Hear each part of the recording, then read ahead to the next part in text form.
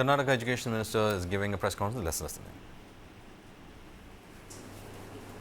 ಈ ವರ್ಷಕ್ಕೆ ಮಾತ್ರ ನಾವು ಏನು ತಗೊಳ್ತಾ ಇಲ್ಲ ಅದನ್ನು ತುಂಬ ಜನರು ವೆಲ್ಕಮ್ ಮಾಡಿದ್ದಾರೆ. ಯಾಕೆಂದರೆ ಯೂಶಲಿ ಪಾಪ ಬಡವರು ಆರ್ಥಿಕವಾಗಿ ಸ್ವಲ್ಪ ಕಷ್ಟ ಇರೋರೇ ಫೇಲ್ ಆಗಿರ್ತಕ್ಕಂಥದ್ದು ಎದ್ದು ಕಾಣಿಸೋದ್ರಿಂದ ಅವರಿಗೆ ಕ್ವಾಲಿಟಿ ಇಂಪ್ರೂವ್ ಮಾಡೋದು ಒಂದು ಭಾಗ ಆದರೆ ಇದನ್ನು ಕೂಡ ನಮಗೆ ಭಾಳ ಮುಖ್ಯ ಆಗುತ್ತೆ. ಆರ್ಥಿಕವಾಗಿ ಅವರಿಗೆ ಫ್ರೀಡಮ್ ಇರುತ್ತೆ, ಮನೆಯಲ್ಲಿ ಪ್ರೆಷರ್ ಇರೋದಿಲ್ಲ, ಆರ್ಥಿಕ ಪ್ರೆಷರ್ ಇರೋದಿಲ್ಲ, ಆರಾಮಾಗಿ ಹೋಗಿ ಎಕ್ಸಾಮ್ ಕಟ್ಕೊಳ್ಳೋದು.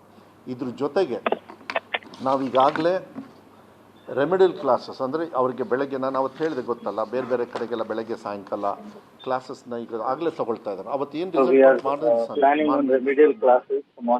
ಅವ್ರನ್ನ ಮನೆಗೆ ಹೋಗಿ ಇಲ್ಲ ನೀವು ಬನ್ನಿ ರೆಮಿಡಿಯಲ್ ಕ್ಲಾಸಸ್ಸಿಗೂ ಬರಬೇಕು, ಎಕ್ಸಾಮು ತೊಗೊಳ್ಳಿ ಅಂತ ಹೇಳಿ ನಮ್ಮ ಡಿಪಾರ್ಟ್ಮೆಂಟಲ್ಲಿ ಟೀಚರ್ಸಿಂದ ಹಿಡಿದು ಆಲ್ ಆಫೀಸರ್ಸ್ ಡಿಸ್ಟ್ರಿಕ್ಟ್ ಲೆವೆಲಲ್ಲಿ ತಾಲೂಕು ಲೆವೆಲಲ್ಲಿ ಎಲ್ಲೆಲ್ಲಿ ಕಾಲೇಜಸ್ ಇದೆ ಎಲ್ಲದೂ ಕೂಡ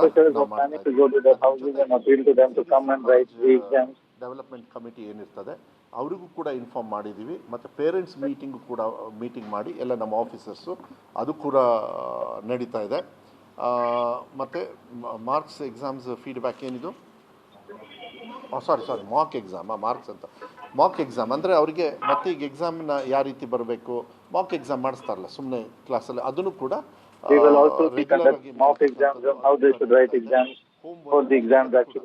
ಏನೇನು ಅವರಿಗೆ ರೆಗ್ಯುಲರ್ ಸ್ಕೂಲಿಂಗು ಕಾಲೇಜ್ ಮಾಡಬೇಕಾದ್ರೆ ಏನು ಪ್ರೋಸೆಸ್ ಇದೆ ಅದನ್ನು ಶಾರ್ಟ್ ಗ್ಯಾಪಲ್ಲೇ either 1 subject 2 subject 3 subject or all subject depending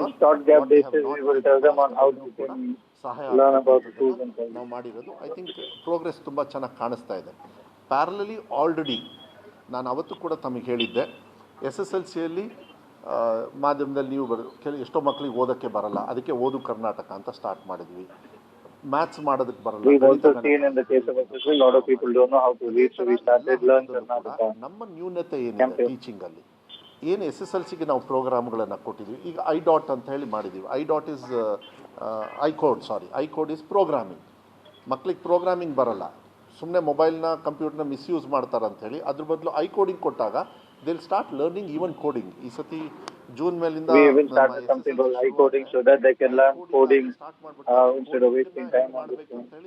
ಮಕ್ಕಳಿಗೆ ಹೇಳ್ಕೊಡ್ತಕ್ಕಂಥ ಲೆವೆಲ್ನು ಕೂಡ ನಮ್ಮ ಸರ್ಕಾರಿ ಶಾಲೆಯಲ್ಲಿ ಇಂಟ್ರೊಡ್ಯೂಸ್ ಮಾಡೋದ್ರಿಂದ ಇದೇ ಥರ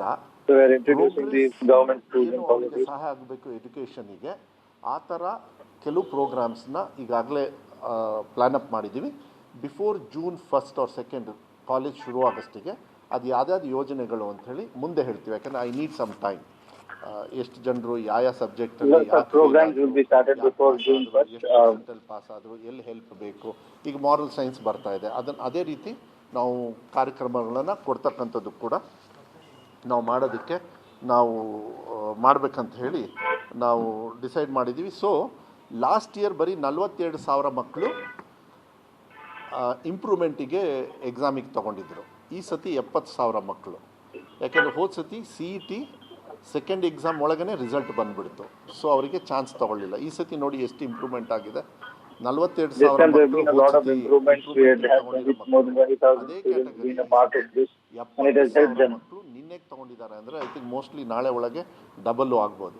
ಜಸ್ಟ್ 2 ದಿವಸ CET ರಿಸಲ್ಟ್ನ ಮುಂದೆ ಹಾಕಿರೋದ್ರಿಂದ ಎಷ್ಟು ಅಡ್ವಾಂಟೇಜ್ ಆಯಿತು ಈ ಮಕ್ಕಳಿಗೆ. ಮೋಸ್ಟ್ಲಿ ಸರ್ಕಾರಿ ಶಾಲೆಯಲ್ಲಿ ನಮಗೆ ಸ್ವಲ್ಪ ಡೌನ್ಫಾಲ್ ಡಿಫ್ರೆನ್ಸ್ ಒಂದು ಯಾಕೆಂದರೆ ಇಟ್ಸ್ ವೆರಿ ಪ್ರೋಗ್ರೆಸಿವ್ ಆಗಿ ಕಾಣಿಸ್ತಾ ಇದೆ ಅಂತೇಳಿ ನಾನು ಹೇಳೋದು. ಥರ್ಡ್ ಎಕ್ಸಾಮಿಗೆ ಸಿಗಲ್ಲ, ಯಾಕೆಂದರೆ CET ರಿಸಲ್ಟ್ ಬಂದಿರುತ್ತೆ. ಬಟ್ ಪಾಸ್ ಆಗಲಿಕ್ಕೆ ಅವರಿಗೆ ಅನುಕೂಲ ಆಗಲಿಕ್ಕೆ ಮತ್ತು ಬೇರೆ ಡಿಗ್ರಿನೋ CET ಇಲ್ಲದೆ ಇರ್ತಕ್ಕಂಥ ಕೋರ್ಸಸ್ಸಿಗೆ ಹೋಗೋದಕ್ಕೆ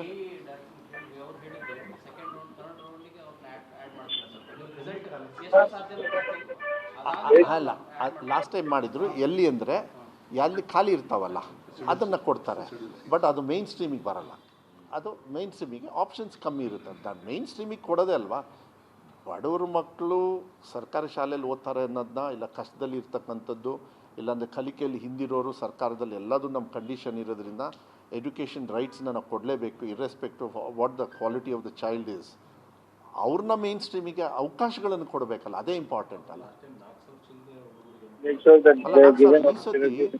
ಇನ್ನೂ ಲೆವೆಲ್ ಆಗುತ್ತೆ. ಯಾಕಂದರೆ ಥರ್ಡ್ ಎಕ್ಸಾಮಲ್ಲಿ ಇನ್ನೂ ಚೆನ್ನಾಗಿ ತೊಗೊಂಡು ಸಿ ಇ ಟಿಯಲ್ಲಿ ಮಾರ್ಕ್ಸ್ ಹಿಂದೆ ತೊಗೊಂಡ್ರೇನು ಇದರೊಳಗೆ ಇಂಪ್ರೂವ್ ಮಾಡ್ಕೊಂಡು ಮಾಡೋದಕ್ಕೆ ಜಸ್ಟ್ ಹಾಫ್ ಮಾರ್ಕ್ಸ್ ಕ್ವಾರ್ಟರ್ ಮಾರ್ಕ್ಸಲ್ಲೆಲ್ಲ ಸುಮಾರು ಜನರು ಮೇಲ್ದರ್ಜೆಗೆ ಬಂದುಬಿಡ್ತಾರೆ. ಅದಕ್ಕೆ ಈ ಥರ ನಾವು ಕೆಲವು ಕರೆಕ್ಷನ್ಸ್ ಎಲ್ಲ ಮಾಡಿರೋದ್ರಿಂದ ಇದು ಸರಿ ಆಗ್ತದೆ. ಬಟ್ ನಾವು ನೆಕ್ಸ್ಟ್ ಇಯರಿಗೆ ಇನ್ನೂ ಡಿಪಾರ್ಟ್ಮೆಂಟಿಗೂ ಕೂಡ ನಾನು ರಿಕ್ವೆಸ್ಟ್ ಮಾಡಿದ್ದೀನಿ, ದಯವಿಟ್ಟು ಇನ್ನೂ ಎಕ್ಸಾಮ್ನ ಯಾಕೆಂದರೆ ಹೋದ ಸತಿ ಒಂದು 20 ದಿವಸ ಲೇಟಾಗಿ ಆಗಿತ್ತು, ಇನ್ನೂ ಏನಾದ್ರು ಮಾಡೋಕ್ಕಾಗತ್ತಾ ಇವಾಗಲಿಂದನೇ ಪ್ಲ್ಯಾನ್ ಮಾಡ್ಕೊಳ್ಳಿ ಅಂಥೇಳಿ. And I am having a V C ಇವಾಗ ಎಷ್ಟು ಗಂಟೆಗಮ್ಮ 2:30 2 ಗಂಟೆಗೆ ವಿ ಸಿ ಇಟ್ಟಿದ್ದೀನಿ. ಯಾಕೆ ಅಂತ ಹೇಳಿದರೆ ಈ ಸತಿ ಈಗ ನಾವಂತೂ ಡಿಪಾರ್ಟ್ಮೆಂಟ್ ಇಲ್ಲಿಂದ ಹ್ಯಾಂಡಲ್ ಮಾಡ್ತೀವಿ, ಆ್ಯಕ್ಚುಲಿ ಡಿ ಸಿ ಅವರು ಸಿ ಅವರು ಇಂಪ್ಲಿಮೆಂಟಿಂಗ್ ಅಥಾರಿಟೀಸ್ ಫಾರ್ ಇನ್ಫ್ರಾಸ್ಟ್ರಕ್ಚರು ಇದೆಲ್ಲ ಅವ್ರು ಇರ್ತಾರೆ. ಈ ಸತಿ we are getting them on board as far as implementing what as we are speaking. ನಾವೇನು ಮಾತಾಡ್ತಾ ಇದ್ದೀವಿ ಇದಕ್ಕಿಂತ ಹೆಚ್ಚನ್ನು ಕೂಡ ಅವರಿಗೆ ನಾವೆಲ್ಲ ಒಂದು ಸ್ಟ್ರೀಮ್ ಲೈನ್ ಮಾಡ್ಕೊಂಡಿದ್ದೀವಿ. ನೀವು ವೈಯಕ್ತಿಕವಾಗಿ ಹೋಗಬೇಕು, ಥರ್ಡ್ ಎಕ್ಸಾಮಿಗೆ ಎನ್ರೋಲ್ಮೆಂಟಿಗೆ ಎನ್ಕರೇಜ್ ಮಾಡಬೇಕು. ಯಾರು